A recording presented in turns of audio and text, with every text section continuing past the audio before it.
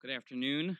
I am Timothy Shah, and it is a great pleasure and privilege to moderate and welcome you to the Berkley Center for this dialogue on transatlantic perspectives on religion and foreign policy. I should say right off that this event is co-sponsored by the Berkley Center for Religion, Peace, and World Affairs, and I am Associate Director of the Religious Freedom Project here at the Berkley Center, and also the Cambridge Institute on Religion and International Studies at the University of Cambridge's Clare College in the UK, which is represented here by Dr. Judd Birdsall, who has been a key figure in the entire debate on and policy progress on the foreign policy engagement of religion over 10 years or more, was a key founder of a working group on religion and foreign policy at the United States State Department, and continues to be a leader in this ongoing transatlantic dialogue on religion and foreign policy. And I'm delighted, too, that we welcome Peter Mandeville, a senior advisor in the Office for Religion and Global Affairs, directed by Sean Casey at the State Department, who has been an academic expert on the engagement of religion, particularly Islam, by policymakers, and now has been a practitioner in the State Department for more than a year now, since last February. Is that right, Peter? Welcome to all of you, and particularly let me welcome our distinguished panelists, Maretta Bilda, Christian Helt, and Jean-Christophe Possel, whom I'll be introducing in a few minutes. We are here at a very crucial time to discuss the foreign policy engagement of religion and religious actors. It's clear that in recent years, the urgency and necessity for engaging religion and religious actors has become greater. We're more aware than ever of the fact that religious actors, both for good and for ill, play a crucial role in shaping world affairs on a whole range of issues. I remember about 7 years ago or so, around 2009, many scholars and policymakers were beginning to think, well, perhaps the influence of religion is beginning to wane. There was a period right after September 11th where everybody was convinced that religion was a very important factor we had to engage. Around 2009, though, there was a growing sense, well, maybe we had this sort of sudden kind of explosion, perhaps unusual, perhaps episodic, of religion's influence, but perhaps we'll settle down to religion being really on the margins of political and world affairs. We had the Bharatiya Janata Party in India experience a major defeat, unexpected in 2009. Groups like Al-Qaeda looked like they were on the run, beginning to wane in terms of their influence. I wonder whether religion was not going to decrease in its global influence. But here we are in 2016, and I think there are very few people who would argue, as we look across the world today, we look across at countries such as India with a religious nationalist party in power. Prime Minister Modi was just in Washington a couple of weeks ago delivering a speech to a joint session of Congress. We see groups like the Islamic State with a huge influence, posing serious threats, not just in the Middle East, but across the world. We see religious issues becoming salient in many, many countries all across the world. So we're convinced that it's crucial to engage religion one way or the other. And it really is an extraordinary privilege and opportunity that we have distinguished policymakers from France, from Denmark, and from Germany, and also in the audience from across the Western world, from the United States, to talk about how we can do this intelligently, how can we do this ethically, how can we do this in ways that genuinely promote the peace, freedom, prosperity, and security of the world. So it's clear that these are urgent, crucial issues to explore. But it's also clear that there's a growing sense of, may I say, controversy about the whole project of religious engagement. Many scholars, many observers suggest that there is something very dangerous, perhaps, even about the project of Western governments, particularly engaging religion. They think that perhaps engaging religion excessively privileges religion or singles out, separates religion from other factors that are important in global affairs. Other scholars argue that implicit in religious engagement is a program of religious engineering that by engaging religion, perhaps certain forms of religion are being privileged over others. Perhaps an invidious distinction is being made between good forms of religion that we're happy to engage and promote and bad forms of religion that we are trying to discourage or even repress. Elizabeth Hurd calls this the impressive hats and fancy dress approach to religious engagement. The idea that, well, really what we're doing is we're simply singling out official Orthodox groups with fancy dress and impressive hats and forgetting about all of the dissenting, unorthodox groups out there that really don't have official representation, that don't have strong institutions. And so there may be, perhaps there's a danger in the whole program of religious engagement. Perhaps we're actually singling out certain groups and marginalizing other groups. And I think it's fair to say, beyond academic criticism, that in our popular culture, in political discourse, there is growing worry about religious diversity, a growing discomfort with our religious diversity. We see this in the rise of right-wing movements in the United States and in Europe, rising nativism and nationalism that is actually making it perhaps more difficult to constructively engage religious communities that look different from our own religious communities. So we in fact are seeing a kind of push back in some ways against the very project of religious engagement. We should not be engaged in anything that smacks of encouraging religious diversity, so the argument goes. We should be assimilating people into common core values, not stressing how we might be different from each other. So we have a lot to discuss today. We have urgent issues to discuss, but also controversial and complex issues to discuss. And I am delighted, again, that we have three distinguished experts who bring enormous experience to the issue of religious engagement. And I'm going to introduce them, and then I'll ask that they make opening remarks concerning how, in their governments, in their policy portfolios, they have sought to engage religion as a factor in world affairs. I want to ask them in a very practical way to talk about how they're engaging religion, what they've learned, what obstacles and challenges they've faced, but also how they would recommend we go forward in this urgent and necessary task of engaging religion in our foreign policies. Let me first introduce to my immediate right Christian Helt, who is a German career diplomat who has served as deputy head of mission of the German embassy to the Holy See since 2013, a position which he still holds right now. From 2010 to 2013, he headed the France, Belgium, Netherlands, and Luxembourg divisions in the Directorate General for Europe in the German Foreign Office. Helt served in the German Defense Ministry as senior political advisor to the Chief of Staff responsible for German military missions abroad from 2008 to 2010.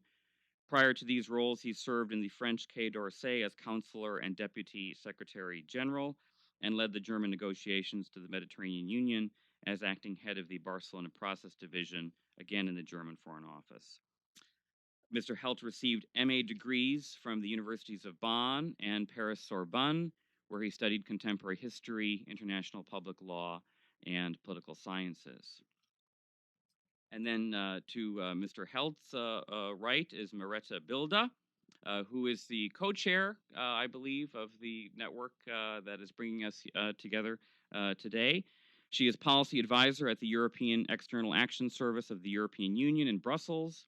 Prior to her current position, she worked in the policy unit of EU High Representative Javier Solana on issues related to political aspects of Islam and cross-cultural relations. She has been involved in a number of initiatives at the cross-section of religion and politics within the European Union, including issues related to freedom of expression, freedom of religion or belief, as well as the debate about religious defamation. In the aftermath of the Arab Spring, her work has focused heavily on the new political actors and the new regional dynamics at play in the Middle East and North Africa, including between the new Middle East and the US and Europe. Prior to her current appointment, Maretta Bilda served as a Danish diplomat. And then finally, to my extreme right, we have Jean-Christophe Possehl, who served as advisor for religious affairs at the French Ministry of Foreign Affairs Central Administration, who has served as advisor for religious affairs in the French Foreign Ministry since 2014. He joined the Ministry of Foreign Affairs in 1987 and has since that time held a variety of positions, including Deputy Director of North Africa and the Middle East, Head of Mission to the Director of French Citizens Abroad and Foreigners in France, Deputy Consul General in Jerusalem and Istanbul, and Deputy Director of Economic and Financial Affairs. He also served as Deputy Director of Communication Strategy and Evaluation at the Directorate General of International Cooperation and of Development, and he also served, we were just speaking about this a moment ago, as ambassador to Qatar. Monsieur Possehl holds degrees from the National School for Statistics and Economic Administration, the Institute of Political Studies in Paris, the University of Paris, and is a Knight of the Ordre National du Mérite, the National Order of Merit. So again, I'm going to ask our distinguished panel, beginning with Christian Helt, to talk briefly to begin about the challenges you faced in engaging religion in your government, what kinds of policies and structures you have implemented, what lessons you've learned, and perhaps a bit about what obstacles you faced as well. And then we'll get into other issues in the course of the conversation. Mr. Helt. We'll share the two microphones. Well, first of all, thank you very much for the invitation. It's a privilege to be here. And then I might have to dilute the thought that we already have ready-made solutions and structures back in Berlin. I'll try and explain the German case, which could be typical for some European countries. Historically, we have a clear division between state and religion since roughly 200 years, so the secularization process of the 19th century. Then, over the years in the 20th century, I think there was a common feeling that religion was something fading away more and more from public conscience and going into kind of private sphere thing. So roughly in foreign policy, the first major hiccup was 1979 in Iran, and everybody was wondering what is happening there. Political Islam was a phenomenon that was maybe first taken seriously back in Bonn in 1979, and then of course some years later, 9/11 triggered some real thinking about there are phenomena out there we are not too knowledgeable about. And what you described earlier on, this fading away after 9/11 was a phenomenon we also had in our foreign ministry. Immediately after 9/11, there was a whole team set up for engaging specifically in dialogue with Islam, seen as a cultural, political thing, and not so much from the religious angle. And right now, there are increasing questions if we are not missing something out in our political analysis. So it's not putting religion above other political factors, but making religion join up to the other elements of political analysis and operational foreign policy. So basically, we are standing at a process where colleagues at RGA at the State Department have been years ago acknowledging that religion is a political factor. From there, we still have to get to convincing the structures that there is added value to this for the daily work, for the analysis, for the work on the ground. And so we are, to put it quite bluntly, several steps behind that what is already happening at the Department of State, which is one of the reasons why I'm personally very grateful for the setting up of this transatlantic network, which helps us understand better how things could work, not necessarily taking over everything. We have different administrative cultures and traditions, but the analysis mechanisms and also the way to work on a daily basis with big ministerial administrations and a global network of diplomatic posts where people could put more of an accent on looking more closely at this specific factor, amongst others, of course, but to finally get this on our radar screen, to put it that way. I'd leave it at that for a moment. Perfect. Thank you. Thank you. All right, so Bilda, ask you the same question, just to talk a bit about your own experience with engaging religion at the EU level, perhaps even from your experience in the Danish Foreign Ministry as well, just to tell us what you learned, obstacles you faced, and what you think about the way forward. Well, thank you, and thanks for being here. I work at the Brussels level, and so in an organization where we have colleagues from 28 member states, which means that we each come at this with very different cultural, historic DNA. And I say that because it matters. It matters how you yourself have defined relations on religion, its role, its presence, its place in politics when you go at this. We have among our colleagues people who I would describe as secular fundamentalists, who are religious phobic. But we also have colleagues who I would describe as Christian ayatollahs, for whom the point is to get Islam far out of the equation. So in that wonderful sort of stretch of extremes, I mean, there's a solid middle ground. Let me just reassure you of that. Say that it has been a slow evolution, but a gradual recognition that things that we need to factor in religion, because there are two aspects in this. You said it yourself: religious engagement, so engaging with religious leaders, but also understanding. Unless we understand, our analysis, our policy advice will be incorrect. I see basically 5 trends. We had the sort of first intercultural phase where we focused a lot on cross-cultural tensions. That came for me and for a good number of people to an absolute peak with the Danish cartoons. But it didn't start with that. We all remember Rushdie, etc. The second phase has been also predating a little bit the Danish cartoons, was us getting to grips with counterterrorism. And that's really been the glaring exception to the EU not doing religion or not doing God, because when it comes to our understanding of radicalization, very often it's all reduced to a question of bad Islam. Whereas the issue of balancing push-pull, root causes, etc. The third phase came in 2008, where I, together with the Swedish presidency at the time, set up a group, what we call the like-minded, and it was a little bit inspired by what the French were doing in Paris with the Pôle Religion, which I'm sure you'll talk about later. But basically trying to say we sit around the table in each our offices trying to understand this. Let's get together once in a while and compare notes. We did that at the time with 9 member states. Canada, we left out the US because we thought they were too CT high. We had Norway and Switzerland in as well. And it's that network that became a little bit the precursor of this. At the same time, we had the big Earth Fork move, which got a lot of political drive, political and religious drive, I should say. And then finally, the Arab uprising. And it's something which I find interesting when I talk to my American colleagues. They sort of leave it out. No, that's for the MENA department. Well, when is a religious actor a political actor that we need to engage with? Or when is it something different? And that's something which has been, where we've had a steep learning curve. And I think we've managed fairly well until 2013.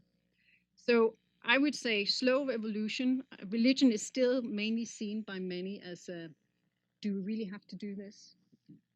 It's a problem, it's an irritant. But I also see among my colleagues a huge desire to know more. I run or I set up some trainings inside the EAS on these issues, and they oversubscribe very, very quickly. People like to come out and debate these issues, and it's not just the secular fundamentalists and the Catholic ayatollahs, it's everybody across it. And I think that's an important thing that we are doing, because by doing that, we are both upgrading our skill set to understand. We're also constantly revisiting our own mindsets. You know, are we guilty of a secular blind spot or a Christian soft spot, whatever is the thing?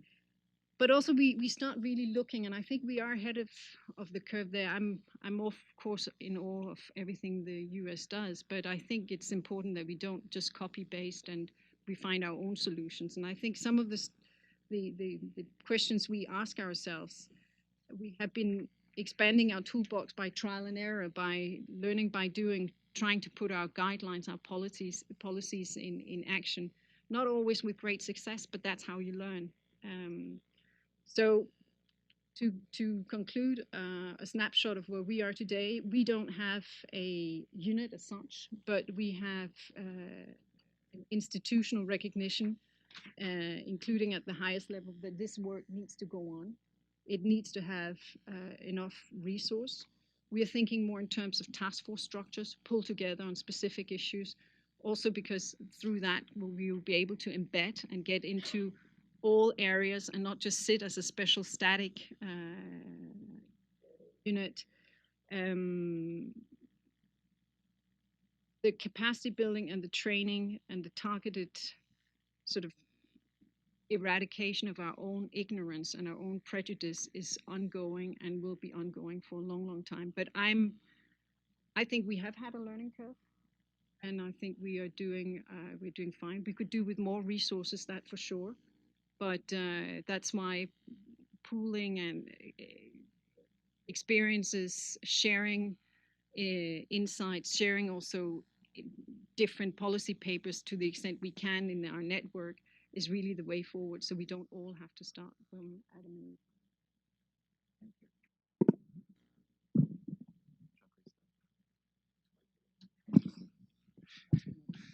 Eve.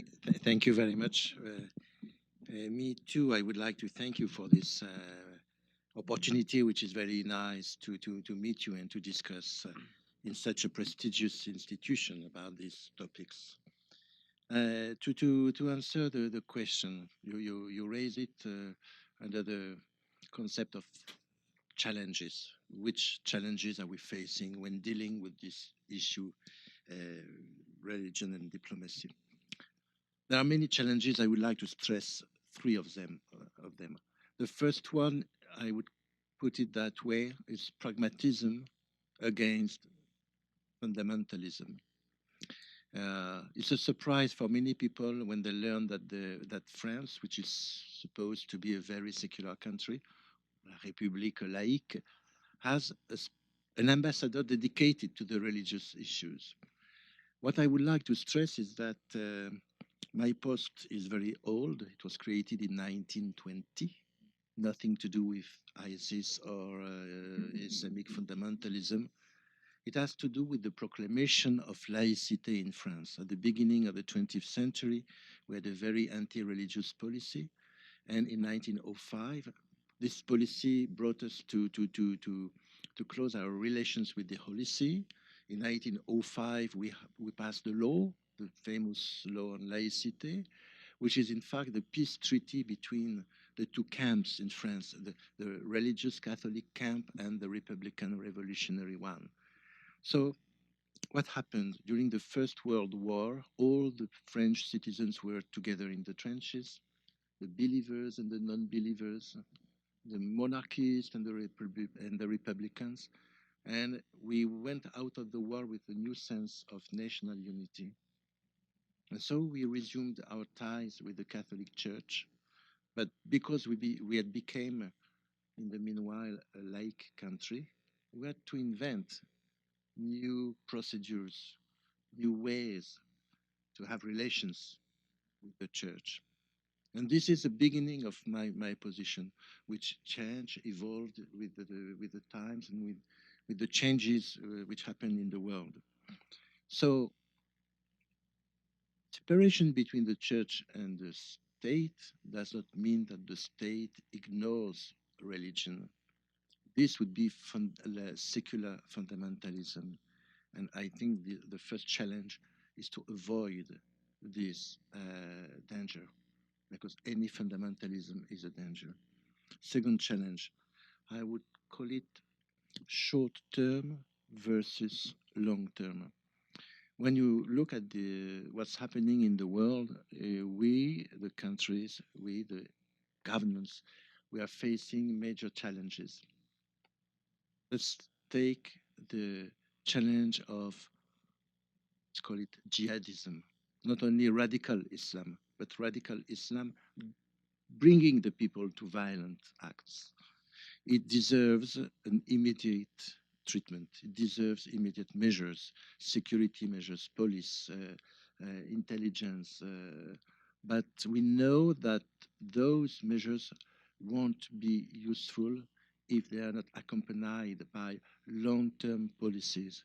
Long-term policies means education, means engaging the religious authorities to talk about, as a friend of mine says, what we did not do, what we not properly do, what we did not properly do, so as to be in the situation where we are now. And we have the pressure of the events, which brings us to short-term immediate measures, and the reflection which brings us on the other side to know that we need very long-term policies. And this is a difficult challenge. The third one is ignorance versus tolerance. I really do believe that ignorance is the cradle of intolerance. And one challenge we are facing when dealing with diplomacy and religion is that in our societies, at least France, but I think it's more globally the West, religious knowledge, culture. I'm not talking about faith, which is not it's not an issue for the government, faith, but religious culture, religious knowledge has been lost to a large extent. A friend of mine is a Catholic bishop. He told me he was in a train a few weeks ago, and in front of him there was a 10-year-old boy with his mother. My friend, the bishop, he has a cross on the neck. And the boy told his mother, look at this man, mommy. He's wearing a badge. He's wearing a badge featuring a swimming man. There's a Christ. I mean, so it means that when you have such a degree of ignorance about religious culture, it's very difficult. This is a big challenge to bring the people to mutual respect. Very difficult to ask people to respect something they don't know anything about. Thank you very much. Well, I would like to just deepen the conversation. I'm extremely grateful for these wonderful, compelling, concise remarks with which you've opened up the conversation. And in a few moments, I'll ask you all to join the conversation as well. Today is the summer solstice, the longest day of the year, but I'm sure my co-hosts do not want this conference to feel like the longest conference of the year. So we're not going to go past 3:30. And I want to make sure that you'll all have plenty of time to jump in and be part of the conversation. But since our distinguished guests from Europe are here, and we're honored to host you here in the United States, it seems appropriate just to ask you to be frank about what you think the United States can do better in terms of engaging religion and foreign policy. Be honest with us. I'm sure Peter and Judd and all of us would like to know. Don't hold back. You've watched over many years America's attempt to engage religion, including through the Office of International Religious Freedom, in which Judd served. You know David Saperstein well, the current American ambassador for international religious freedom. You've seen the Office for Religion and Global Affairs function. And Maretta Bilda, you spoke, I think, very eloquently about the importance of every country, as it were, adopting its own way in terms of engaging religion that's appropriate to its own DNA, its own history. So as you look at the American experience, what would you say perhaps America could do better, but also perhaps what you've learned from the American model. Not that the American model can be simply adopted wholesale. That doesn't make any sense. But what you'd like to tell us, we could do better, but also perhaps what you've learned. I'll begin with Christian Helt. I thought Miretta was going to be the one. Yeah, nice try. You're all on the hot seat. You won't escape. Okay. No, to be quite frank, I first have to make a division within our ministry back in Berlin. There is a clear distinction between religious freedom, which is covered under the roof human rights, where we have a parliamentarian who is our, let's say, special representative on human rights questions, who also deals with religious freedom. And who is that? That's one individual. That's one individual with an office structure, but dealing with human rights in general. So I'm more focusing on, let's say, the core business of foreign policy analysis and what we could take from that for engaging ourselves. Of course, we have a different history in many respects. Like for years, people in Germany have been telling themselves we are not an immigration country, whereas actually we are. But it's a kind also the self-definition and then also the cultural openness you show. Like in the meantime, we have quite a large Muslim community in Germany. Now we have an even more acute phenomenon happening with the refugees who pour into Germany. Like last year alone, we've had a bit over 1 million. We still don't have the exact figures coming in through the so-called Balkan route. Mm-hmm. And suddenly people discover these people believe in something which they are not afraid of showing, contrary to this more, let's say, benign neglect thing. Well, religion is there, okay, but it's a more private thing. So there are so many challenges on the foreign policy, also in the domestic field, that sometimes I have the feeling we're a bit overwhelmed with this, because that's why I've said this about our self-definition for years and years and years of not being an immigration country. So a completely different concept from the melting pot history, which leads us, of course, to a new approach. But for example, a few years ago, 5 theology centers for Islamic theology were set up in Germany against big resistance. Why do we have to do this? And suddenly it turns out it was a good investment. So this is the domestic base. And of course, it plays into foreign policy as well, because now we could, if we had the instrumentarium, as I said earlier on, we're still at the beginning of working on these issues at the national level, but to show that these issues do matter for us. So you can't talk about tolerance and accepting and respecting each other if we don't practice it ourselves. So there's this interdependence also of foreign and domestic policy, which is quite an interesting field to learn right now how things function here. As I said in the first statement, we are still at the beginning of this process. So I think it would be pretty arrogant to say right now, well, these things don't work so well in the United States. The American model, right now we're just envious about and a little jealous about what you have at the State Department, because you're up and running and we're still processing in that way.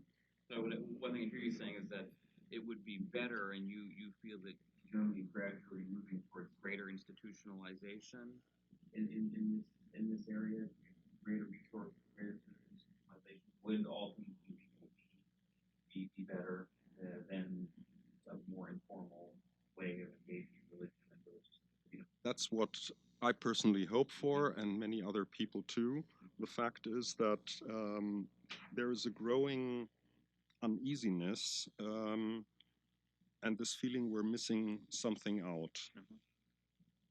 But from there to the actual decisions, personnel, capacity building, etc., I think it's going to take a little more time. So we're very attentively also listening to the experiences you made. No, there was not a hint of criticism in Mr. Helt's remarks, to my disappointment. So You're looking at me. You need not follow Christian Helt's diplomatic example. Being Danish and a diplomat is being Danish and a diplomat doesn't really go hand in hand. No, I would say the first thing we need to do is to clone Peter Mandeville and have him in 28 member states. That would be a great start.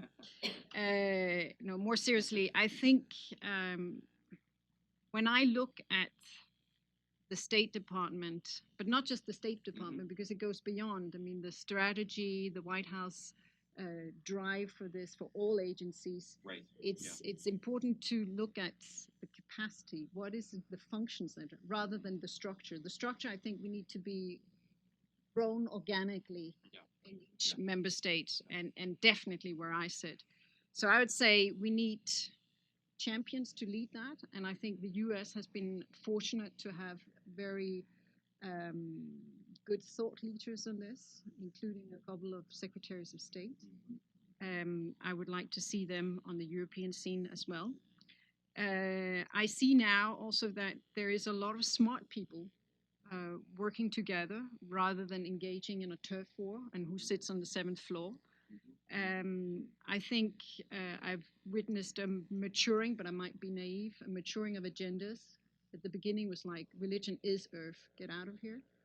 To now having religion and religious engagement and trying to think more holistically about it, both factoring it in as we talked about, but also engagement. And that's something where I'm not even sure we are going to be that active in that field. The first field, yes. And I remember I shared a podium some years back with Sean Casey when he had his sort of coming out party in his new position, and where someone from the audience said, but Mrs. Bilder, you don't talk about religious engagement. I'm like, no, because we are just not there.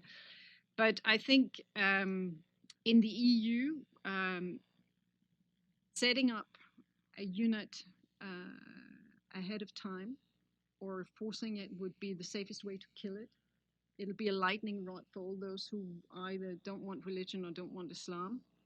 Perhaps that happened in Canada. Yeah, maybe. I believe much more by the commercial of Nike, just do it. And then hopefully people will notice it makes good sense. And that's what I've seen. My champions are very much the senior managers at the EIS. And especially when member states don't agree or don't have one position, then we try to go in and say, okay, what if we do this? But also recognize that not all member states will prioritize this work. And that's a question of resource and of other things. I think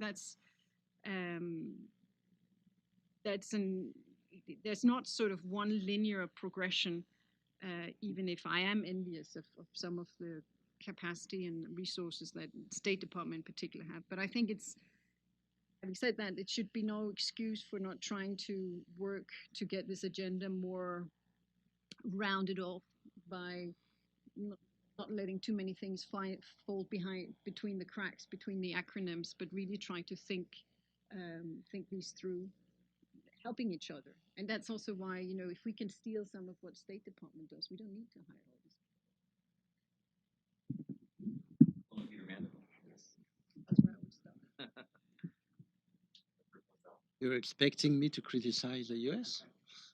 No, just before the round table, I was telling you that I always prefer to stress what is positive rather than what is negative. So I'll stay in this on this line. I think that maybe we can clone Peter, but we should avoid to clone our policies. I think that each country is a case, a specific case. Each country has its own history, sociology, relation with religion.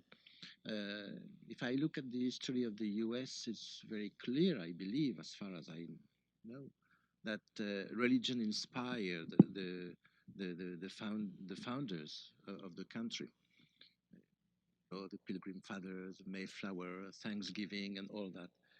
The religion was very pregnant in French history, but the modern country was built as a reaction against the influence of the church. And this is something which is very in our political DNA, you like it or not, but it's a fact. So I think we should be careful before bringing a model from outside and to import it to our society. But the most important is that we should be careful and avoid to take our own model and to impose it to others. So let's talk together. Let's compare without any prejudice. Let's be humble enough, which is not always easy for countries which believe that they are big countries with the unique history, but we have to be humble and to look at our own societies. When you have a terrorist action like we had in France in November or last week with the murder of those policemen, we have to be humble enough to recognize that a part of the problem is coming from our own society. And this is true, I believe, for every country. And I think we have to learn from each other without any prejudice. The second point I would like to say is that maybe if I can friendly criticize our American friends, I can say it because it's very well known. In 2003, with the Iraq question, France and the US disagreed. I don't want to come back to the past because the chapter is closed. But I think it's a matter for the reflection of everybody. As I said, imposing a solution from abroad is not a proper way, which means that we have to refrain us from this temptation, and that this temptation is probably stronger when the country is stronger. This is one point. Finally, final remark.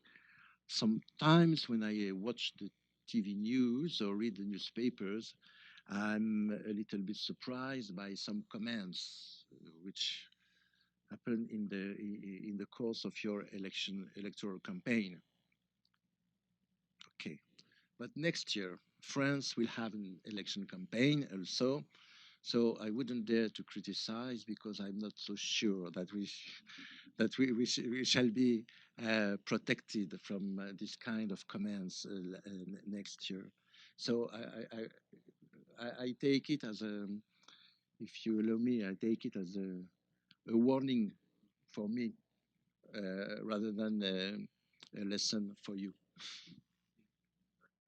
Yeah, if I maybe just add that it's actually a challenge for both sides of the Atlantic, what Ambassador Purcell just referred to. It was interesting to read Secretary of State's Kerr's Rice University, and he says very eloquently, what we're witnessing today is not a war between civilizations, but it's the battle of the uncivilized and barbarian against civilization. We need to stop up and think whether we think outside the elite, outside the political leadership, that is actually. I saw a poll before coming over here that said that 63% of Americans thought that Islamic values are incompatible with US values in their life. Now, if we politically go around and say this, and we realize there's a problem with at base, all these policies that we do have a problem of traction. And it's even more important today, where domestic is foreign, foreign is domestic, local is local, and vice versa.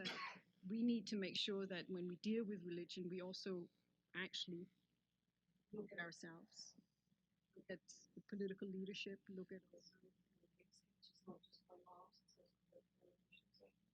And there, I think we all have our work around this. Well said. Thank you all very much. Now, with that, I'm eager to invite our audience to join in. Please raise your hand, identify yourself if you would, and please, if you have a comment, do end your comment with a question, and if you wish to identify a particular panelist to answer the question, that would be fine too. Yes, sir. I've got a pretty loud voice, and that's being recorded. Maybe for the week. Yeah, maybe that's better. Yeah, thank you, Ken Meyercord, World Docs. With regard to your last comment that we should look to ourselves, if we look to our countries, Christian countries mainly, have been doing a lot of bombing, invading, affecting regime change, primarily in Muslim countries. So, which is the chicken and which is the egg? Is this Islamic extremism a reaction to this, or other way around?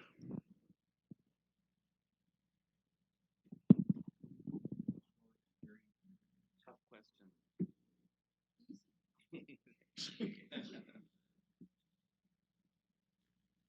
I think that it's maybe a tough question, but it's a question which is tough for each of us. You are very right. I've been doing my career in the Middle East for 30 years. I was in Saudi Arabia, in Jerusalem, in Tehran, in Turkey, in Qatar, and everywhere I could measure how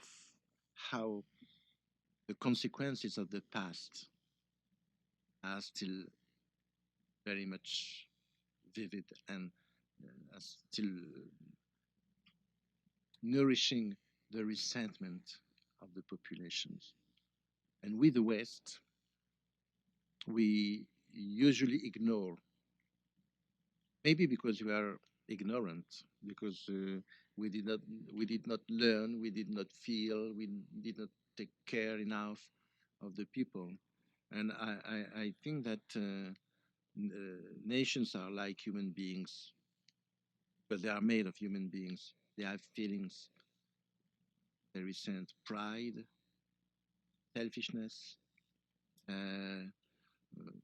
violence, resentment, jealousy. And what we are doing now will produce consequences in the next 30, 50, 100 years. So I think that if we ask the question of the chicken and the egg, we never find a solution, which means that we should encourage everything which in each society, each country, brings the people to interrogate their own past and position. But what I know from my experience is that if I refuse to do it for my own country in the past, in colonization, for example, and the Sykes-Picot Agreement 1 century ago and all that, I shall not be credible when talking about democracy and human rights. It's a question of credibility. I think it's a moral question, but even if you don't believe in moral principles, just in terms of efficiency, it's also a prerequisite.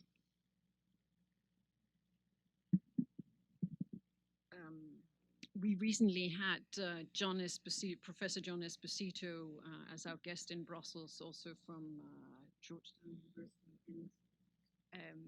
He did not chew his words when he spoke to us about what his research and lifelong career in this field has been in terms of getting us to look at our own foreign policy and how that plays into narrative of being at war with the West.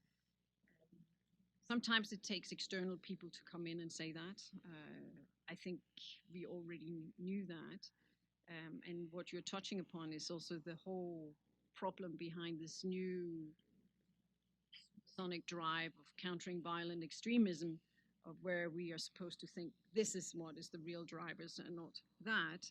But we actually need to recognize that where you have, and that's evidence-based, political repression and conflict, radicalization, and then you can go back and say what started then. But I think we're not blind to the fact that there is an issue of foreign policy.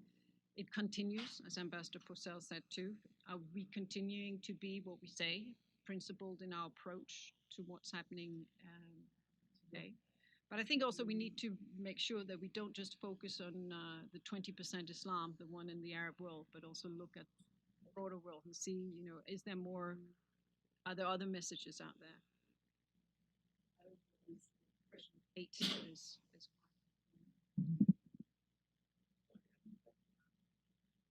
Not at this stage. Comments? Yes, very good. Well, yeah. Peter Mansell.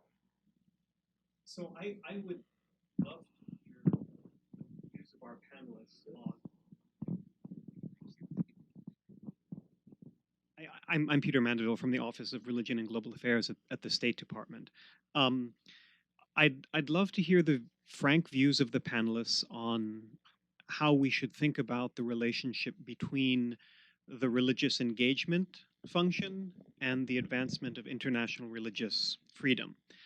Again, speaking very frankly, one of the great challenges that our office has faced is in helping the rest of the State Department to understand the differentiation between these two functions. For almost 15 years before our office was established, the only office at the State Department that had the word religion in its title was the Office of International Religious Freedom. And so when we came around, we had to try and explain to everyone that this is something quite different. Obviously, there's some level of overlap, and partnership between the two offices is very important, and yet at the same time, they are also different functions.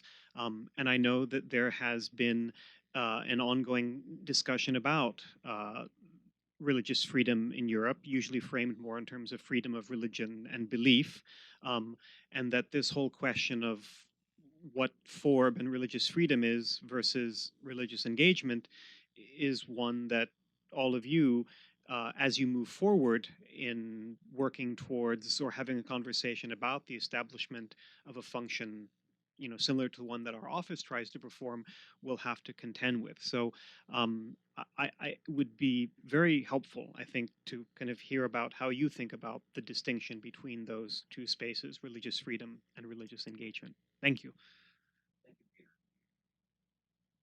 Would like to begin.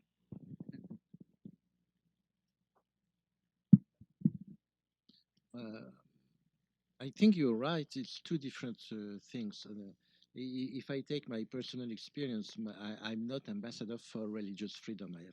I am ambassador for religious affairs, and the Human Rights Department, which belongs to the Directorate for United Nations and international organizations, is in charge of promoting all human rights, including freedom of religion or belief, in international institutions, the United Nations, the EU, the consultations with OIC, and bilateral speaking also. But so I think there are several aspects in the question of diplomacy and religion. Freedom of religion or belief is something essential because it's essential in our values, human rights and dignity of human beings. But it's not all the subject. There is also engagement of religious authorities, because there are people who have a role in society. And I always tell my colleagues, my fellow ambassadors in the world, some of them are not comfortable when talking with religious leaders, because they are not coming from a religious family, they don't have the culture, they don't have the know-how. And I tell them religion is like football. Football, you like it or not. But when you are an ambassador of France somewhere and a major football team comes to the country to play a match, you go to the match.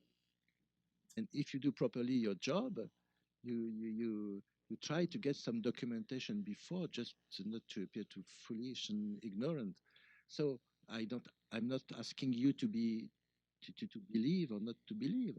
I'm asking you to take into consideration something which is part of uh, society and of the life of a country. But there is another aspect. I'm going back to the problem of ignorance in religious culture. I think it's important also for us when dealing with diplomacy and religion to inform our governments about religious facts. When 2 years ago we talked about Middle East Christians, I heard even members of parliament who told me, "Oh, I did not know that there were Christians in the Middle East. They descend from the Crusaders. They are Muslims converted to Christianity." I said, "No, for Europe, and there is a very strong sense of ignorance. So the people ask more questions. But who are the Maronites? Are they Catholic or not? They are astonished to learn that they are Catholic, but that there are some priests who are married. I have to explain that yes, in the Oriental churches it's possible, and the lack of knowledge is a problem. I remember a member of parliament when I was ambassador in Doha about the religious situation in the region, and a member of parliament asked me, "Mr. Ambassador, I'm sorry, maybe I missed your point. You mean that the Shiites, they are Muslims?" They are. So yeah, I'm talking about this and telling this story to say that I think that when we work on the religion and diplomacy, the first thing is to know, inform, explain. You cannot ask our political authorities to engage religious authorities if they don't know who they are, what they represent, what they where they're coming from. So I would say first, information, understanding, explanation. Second, engagement, and third, uh, political action, especially for uh, freedom of religion.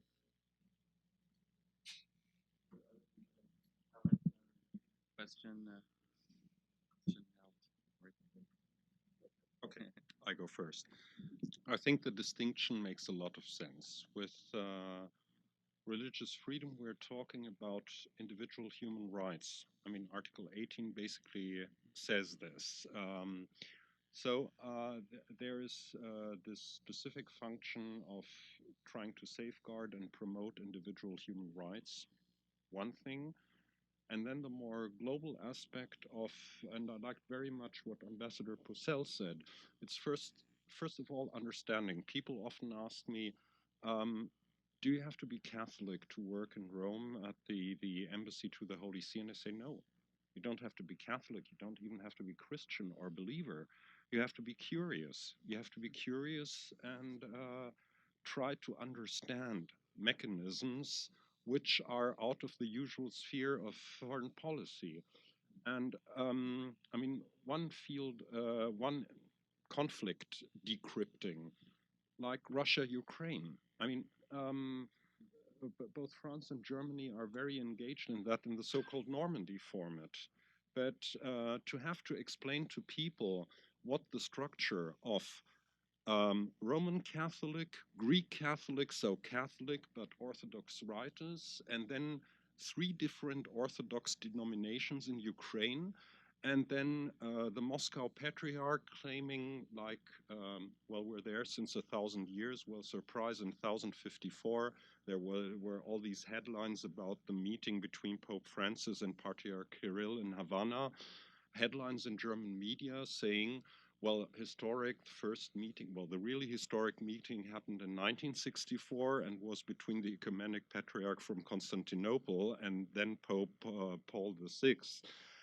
So here we have Russian legend building, so to say, and we had to decrypt that and say, well, the current structure and role of Patriarch Kirill is a creation of Stalin from the year 1943.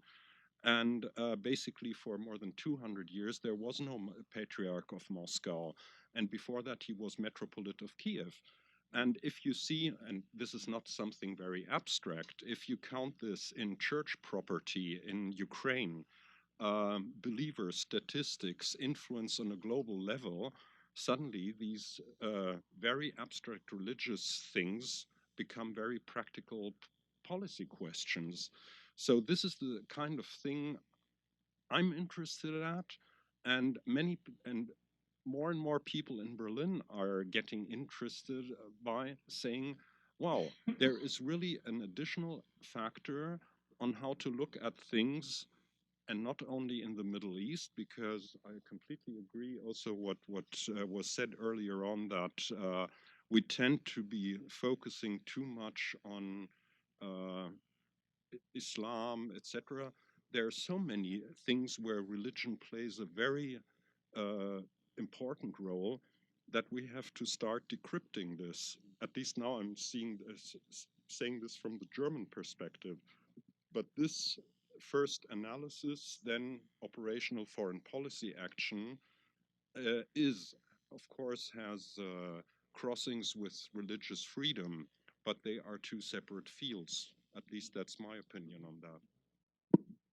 Could I, if I may, just sharpen or extend the question that Peter asked with respect to the two offices, and ask, what do you think might be synergies between a religious freedom function and a religious engagement function? Just commonsensically, it would seem that it would be a challenge to sympathetically engage religious actors and communities if one is indifferent to cases where religious communities and actors are subject to gross persecution, arbitrary treatment, arrest, where they don't have even the basic autonomy to function. At the same time, if one is seeking to redress instances where they're subject to persecution, it would be difficult to do that without engaging religious communities at a broader level. So just naturally, it would seem that there's potential for synergy. Could you speak to that from your own experience, or do you have other ideas about how there might be synergy? Yes, Ambassador Posel. We can have synergies, we can have problems also with religious authorities regarding freedom of religion. Freedom of religion is nothing but natural for religions. But history is not natural at all, even though they have, and it's a paradox. I think that most religions have a message of tolerance, of recognition of the human dignity.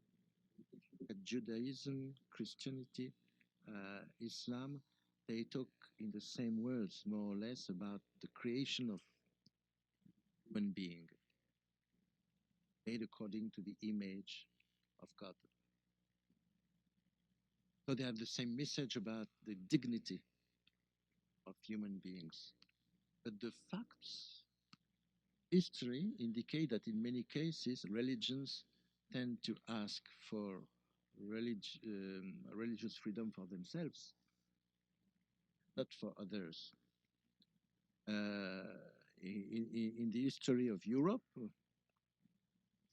take our countries, between Catholics and Protestants, it sometimes went to a very bloody struggle. I know that there were political reasons behind, that there were many different aspects. But I mean, it was not so obvious. And if you take the Catholic Church, it's one of the big results of the wonderful Council of Vatican II, that the religious freedom was officially presented as something inherent to the Christian Catholic doctrine. But it was not natural at all. And especially in Europe, but I think also in the US, some Catholics did not accept. The revolt of Monseigneur Lefebvre in France was a good example of that. So I think it's important also for the governments. The governments are not in charge of indicating what is the good religion. If they pretend to do so, they are on the way to dictatorship. Very clear on that. So the task of the governments is to ensure liberty of all citizens on an equal treatment. And so they have to ensure, to be sure that the religious authorities will be on that line. And if they are, it's of tremendous importance. When 250 ulamas meet in Marrakesh in January, Marrakesh Declaration. Marrakesh Declaration. I was there. Some of us were there. I didn't speak. I'm not an ulema. I was just there to hear the debate and to enjoy this historical moment. When they say that according to religious teachings, God created not the Muslims but human beings, and that consequently all human beings have the same dignity, whatever their religion, is of tremendous importance. And the religious freedom becomes 1,000 stronger when it's proclaimed by religious authorities, and 1,000,000 times stronger when religious authorities say, on behalf of religion, on behalf of my faith, I say that religious freedom is part of my beliefs, my religious beliefs. And this is a subject which is so important that really deserves that the governments and the religious authorities talk about it.